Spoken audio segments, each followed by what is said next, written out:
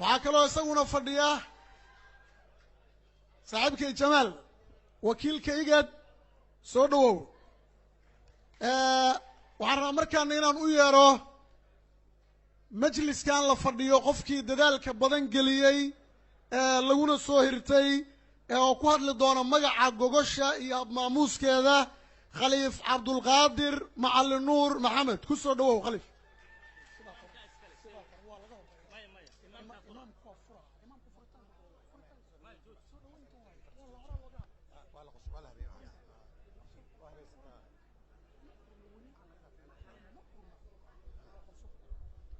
بسم الله الرحمن الرحيم الحمد لله رب العالمين والصلاة والسلام على أشرف المرسلين سيدنا محمد وآله وصحبه أجمعين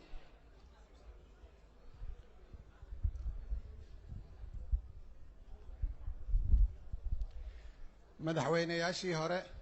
xubnaha baarlamaanada ee matala beesha halkan ku sugan culamaa u diinka duubabka dhaqanka aqoon-yahanada dhalinyarada dumarka mas-uuliyiinta iyo marti sharafta kale walaalayaal iyo waalid mudanayaal iyo marwooyin waxaan dhammaan idinku salaamayaa maqaamka iyo brotokoolka aad mudan tihiin dhammaantiin waa ku mahadsan tihiin ajiibidda aad ajiibteen kasoo qaybgalka kulankan barakaysan ee ay qabanayso beesha mudulood waxaan u mahad celinayaa guddigii soo qaban qaabiyey shirka iyo cid kasta oo gacan ka geysatay qabsoomidiisa maanta waxaa sharaf u ah mu'asasada macalin nuur inay martigeliso kulanka wada tashiga beelweynta mudulood haddii aan taariikh kooban idinka siiyo mu'asasada macalin nuur waxay ka shaqaysaa barista qur-aanka faafinta aqoonta diinta cilmiga iyo dib u heshiisiinta mu'asasada macalin nuur waxay jirtaa 78 sano waxaa la asaasay 1942 waalidkeen allah u naxariisto macalin nuur maxamed siyaad oo intiina badan wada taqaaniin qaarkoodna ay soo gaareen ayaa aasaasay wuxuuna sameeyey 17 dugsi qur'aan wuxuu dhisay 50 masjid wuxuu ka shaqayn jiray dib u heshiisiinta iyo faafinta diinta islaamka wuxuu ahaa qof dalka iyo dadka jecel danahoodana u taagan allah u naxariistay wuxuu dhintay 2009kii walaalayaal iyo waalid mudanayaal iyo marwooyin shirkan waxa uu daba socdaa shirarkii ka horreeyey ee beelweynta mudulood qabsatay sida shirkii bishii Febraayo ee 2020kii waxa aan maanta iyo labada maalin ee soo socoto hadduu alle idmo halkan u joognaa in beelweynta mudulood ka tashato aayaheeda waxaa ii muuqda madaxda iyo majmaha mudulood oo dadka leh talada beesha ahlul xalli wal caqdi kulankan sharafta badan leh ee mudulood wuxuu i xasuusinayaa hadalkii gabyaa reer carbeed ah oo ahaa ta'ba الrimaaxu ida ijtamacna takasuran waida iftaraqna takasarat aaxaada oo macnaheedu af soomaali oo yahay gacmo wadajir bay wax ku gooyaan isuguma aanan imaanin fidno iyo fasahaad waxaan isugu nimid kulan khayr leh midnimadoon ah nabadoon ah mustaqbal doon ah soomaali doon ah iyo barwaaqadoon qaala allahu tabaaraka wa tacaala laa khayra fi kathiirin min najwaahum إلا من أمر بصدقة أو معروف أو إصلاح بين الناس ومن يفعل ذلك ابتغاء مرضات الله فسوف نؤتيه أجرا عظيما إلهي وحوله كلا كدتك أنت هذا بدن أي كل مان خير ملهن إلا كلا أو صدق له فرايو معروف له سمعينايو أما ضد له هشيسينايو قفك أنت السمايا أما ميت كمدنا إلهي درتي صدو سمايو أجر وين سيدورنا وده إلهي walaalayaal iyo waalid mudanayaal iyo marwooyin waan hubaa oo shaki igama jiro abkeen ama awowgeennii mudulood inuu ahaa aabbo barakaysan sababtoo ah waxaa arrinkaas laga garanayaa baaxadda iyo barakada ay maanta leeyihiin faraciisa iyo dadka ku abtirsada sida uu ilaahay qur-aankiisa kariimka ah noogu sheegay haddii waalidku fiican yahay carruurtuna way fiican yihiin cinaayada ilaahay baana ilaalinaysa إلهي وحورها وأما الجدار فكان لغلامين يتيمين في المدينة وكان تحته كنز لهما وكان أبوهما صالحا قصدي أو خضر نبي موسى عليه السلام كصاب سند واي الملا بدباديي ما دام aabahoodii hore u wanaagsanaa ee ayadda ka sheekeynaysaa waxaa tusaale noogu filan in sida la wada og yahay Soomaaliya ay bil ka hor u dabaaldegtay sanad guuradii lixdanaad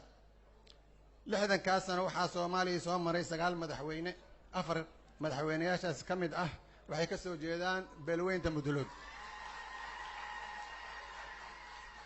waxaa kulankan sharaf u ah in 3 madaxweyne oo beesha ka mid ah oo weli nool ay maanta nala fadhiyaan kulankeena waxaa kaloo beesha ka soo baxay 2 ra'iisul wasaare taas waxay ku tusinaysaa culayska iyo mugga beesha ay ku leedahay Soomaalida dhexdeeda haddaad u fiirsataan taariikhda Soomaaliyada xurta ah ilaa 1960kii waxa aad arkaysaa in madaxweynayaasha iyo ra'iisul wasaareyaasha beeshan ka soo jeeda uu mid kasta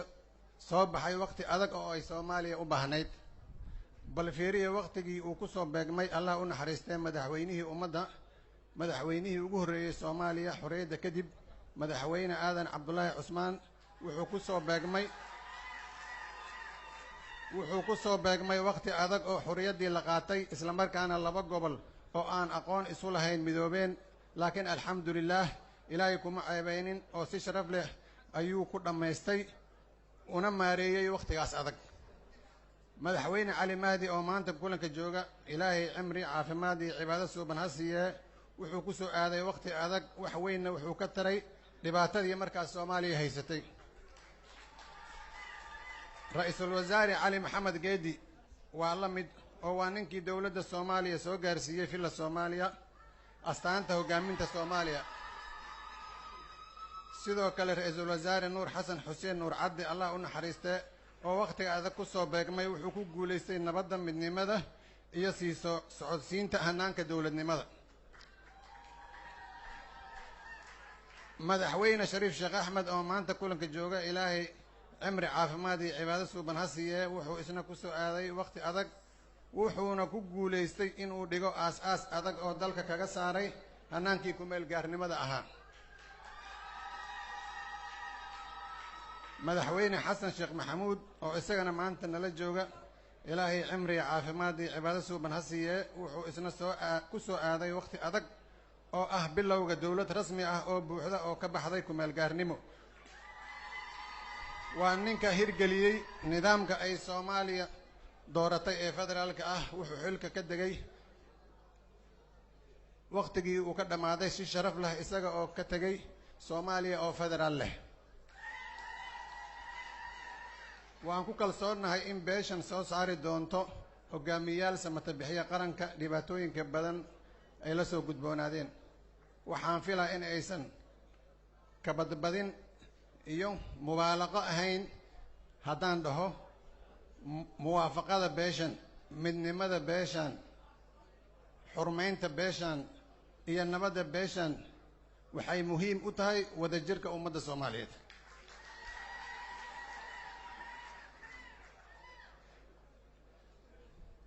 walaalayaal iyo waalid waxaad ogtihiin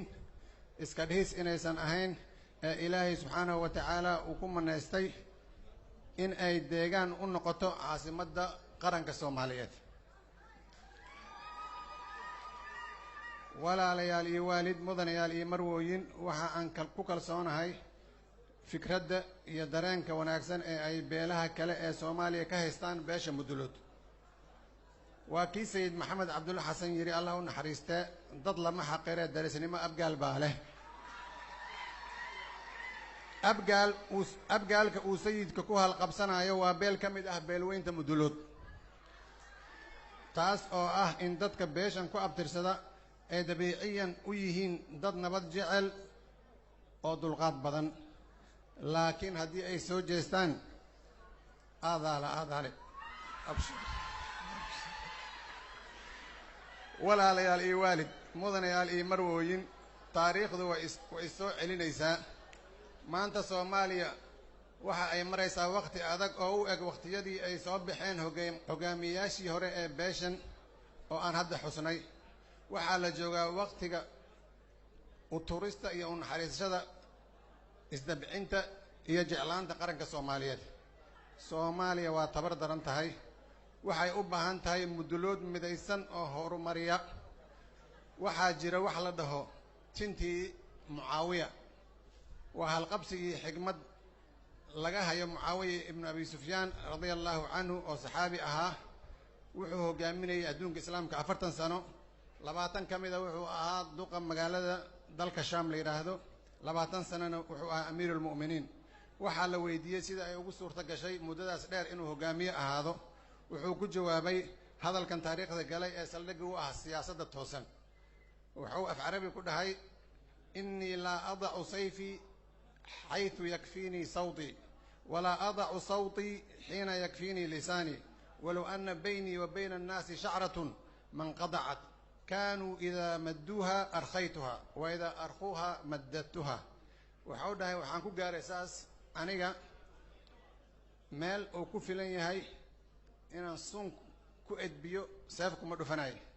meesha mudan in seefta lagu dhuftana sun kuma dhufanayo dhahay.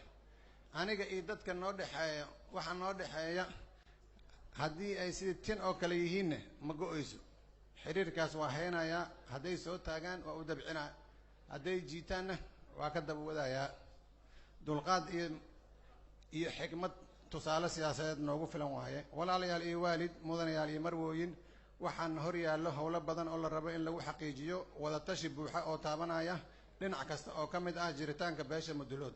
sida amniga, siyaasadda, dhaqaalaha, dhaqanka, bulshada. waad ku mahadsantihiin fursadda aad ii siiseen iyo fursadda aad siiseen mu'asasada Macallim Nuur in ay marti qaado guulna u fidiso bahweyntan barakaysan ee mudulood. allah dhowree. ilaahay ha ka dhigo shir khayr qaba oo guulaysta. ducada iyo furitaankan imaamka iska leh. wasalaamu calaykum waraxmat ullaahi wabarakaatu.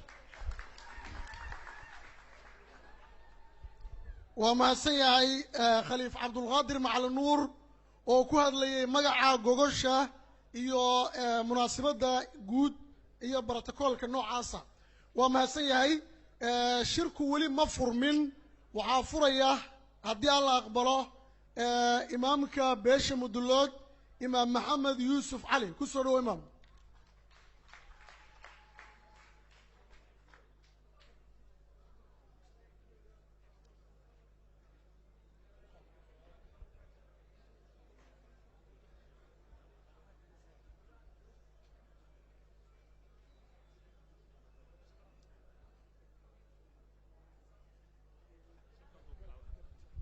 بسم الله الرحمن الرحيم.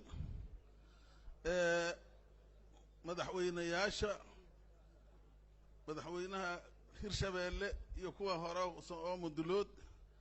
wasiirada, xildhibaanada, wasiir ku-xigeenada, duubabka, odayaasha dhaqanka, hooyooyinka amba gabdhaha, dhalinyarada, waxuu ahay inta joogto mawlaca Macalin Nuur Maxamed Siyaad. waxaan ugu salaamayaa assalaamu calaykum waraxmatullaahi wabarakaatu. kama tegin guddigii qabanqaabada oo isku darka ahay. haddii alla yidhaahdo waxaad yeeraysiin oo cid walba lahay. marka iyakuna waa mahadsan yihiin oo waqtiga inta noo soo alifay noo soo gaarsiiyey. hadalka ku dheeraa maayo. waxaan leeyahay ummaddan isu timiday muraadkeedii alla hasaalo. shirkaanu maanta uu noo furan yahay haddaan nahay beesha mudulood. waxuuna socon doonaa 3 maalmood. waxaan ugu baaqaynaa in hiraab ka soo qayb galo, hawiye ka soo qayb galo, Soomaaliya ka soo qayb gasho, Soomaaliya isugu timaado. bacdama gogasho mudulood ahay ana duubka Soomaaliyeed ahay, waxaan ku baaqayaa Soomaaliya inay isugu timaado gogol Soomaaliyeed oo mawlaca Macalin Nuur nooga fidsan. xirmina mayso intii haddii arira Soomaaliya ay ka gaarto. waana noo furan yahay shirku. والسلام عليكم ورحمة الله وبركاته. وعليكم السلام ورحمة الله تعالى وبركاته. كل جين سودا ويا قدوميها قبل أو قدال لك سوق عاري قدوميها قبل كسودا ويا قدومي سودا وو. ومahadsan yahay imaamku Sheekh Soomur. waa mahadsan yahay. sidaas la idin sheegay shirku waa furmay. waxaanu socon doonaa 3 maalmood sida ajandaha ama jadwalka ku cad. وما سيا صلاة وما سنتها فرصة هذا الرئاسة دي لهنا جودي أمشي معموله وعن ربا مركنا إن أيرو هدي الله يضمه حلبان عبد الرحمن شرير أو كهذا ليا مجاعة جوديجا جوجشان سوق بنكابي حلبان عبد الرحمن شرير صدو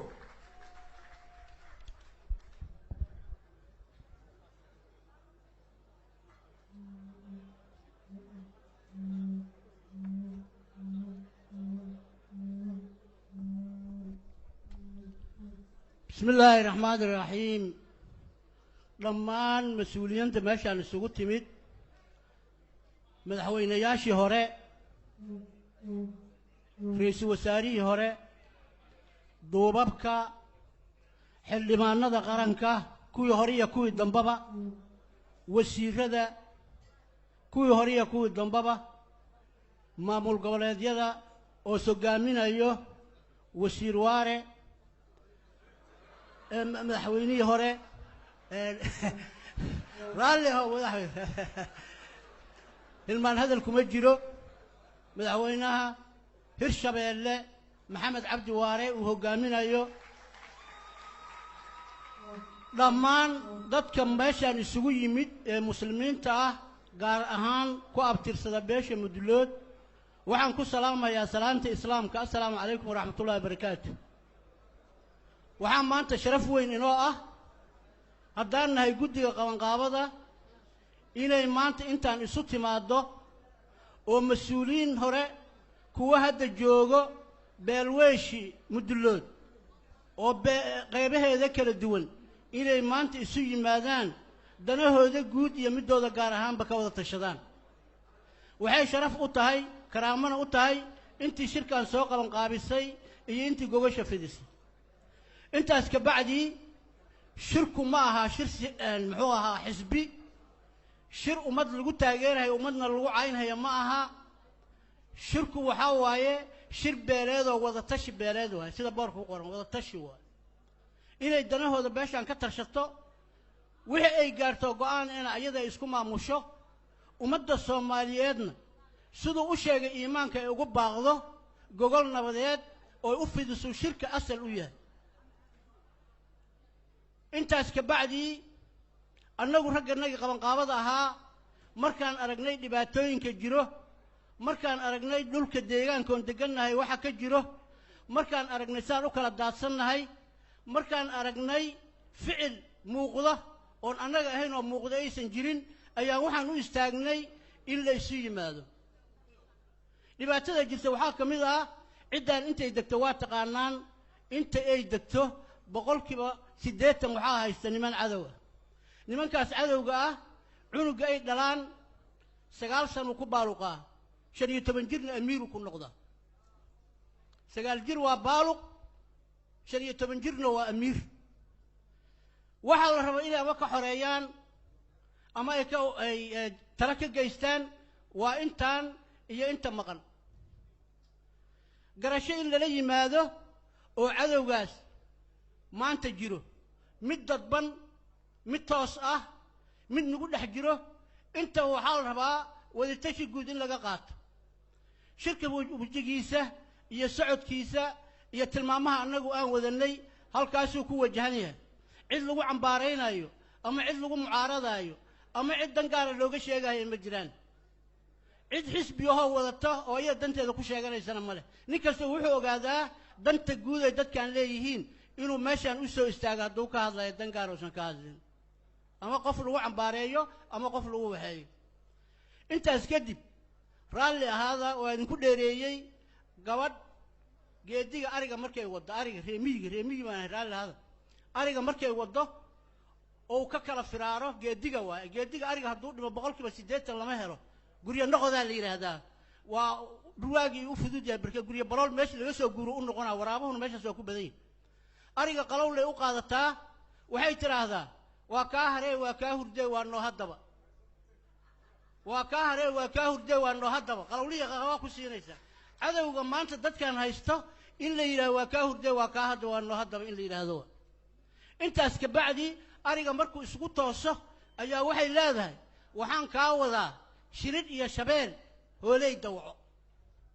shilin iyo shabeel hooley dawco waxaan kuu wadaa doog iyo daruur deegaan qabow dadkan waxaa la rabaa in waxaas cunaayana laga qabto meel rasmi ay ku noolaadaanna loo hagaajiyo dadkii u hagaajin lahaa maanta way fadhiyaan inta maqanna inta urjifooyadii ku gowracan dibad iyo gudaba inta la iska kaashado maanta waxaa la rabaa la isgaashado ummaddan loo horseedo meel ay danaheeda guud iyo middeeda gaar ahaaneedba ku gaarto waa badanahay iyo dhul baan leeyahay iyo hanti baan leeyahay iyo waxaa ka horreeyo tala midaysan waxa wax lagu gaaro waa tala ma ogiye maalna laguma gaaro deegaanna tirana laguma gaaro markii 100 qof oo waxaad ka arkay 2 qof ay ka xigmad badan tahay waxaasoo dhan waxay yeelahayeen 200 qof waxaa laga yaabaa inayna tala wadaagin tala wadaag iyo tiyaagdoodaad baa lagu hormaraa tala wadaag iyo tira wadaag baa lagu hormaraa in tala la wadaago in wax la isu hambeeyo in la yiraahdo wariyaa geedkan ka maqan waxba isuma hambayna annagu runta laga soo sheegno geedkan yaa ka maqan hebel baa ka maqan la sugo tala nin la sugay iyo tigaad loo tashaday midna lagu ma qasaaraalay in tala la qaybsado in la isu hambeeyo in la isu yimaado intaas waay raalli ahaada aniga warkayga intaa waxaan ku soo dhaweynayaa gudoomiyaha nagi Madaale oo iga baraaqa badan oo shirka waqti badan soo waday oo dulqaad badan lahaa xagxagashadii iyo wixii na gaaray iyo waxaan soo marnay ilaa qof walba gurigiisa aan ugu tagaynay sida noola soo dhaweynaa waa ku mahad celinaynaa waxaan mahad weyn oo aad u ballaaran aan siinaynaa beelweynta Mudulood oo na qadarisay oo maanta timid mas'uuliyiintii ugu sarreysay iyo intii ugu hooseysay qaybaheeda kala duwan aad iyo aad baan ugu mahad celinaynaa aad iyo aad waa mahadsantihiin salaamu calaykum waraxmatullahi wabarakaatu وعليكم السلام ورحمة الله قدوميها لو ديبا يا رالي هذا وح الله وحي برتقالهان لها لرياض مري لا تلياش مدحوين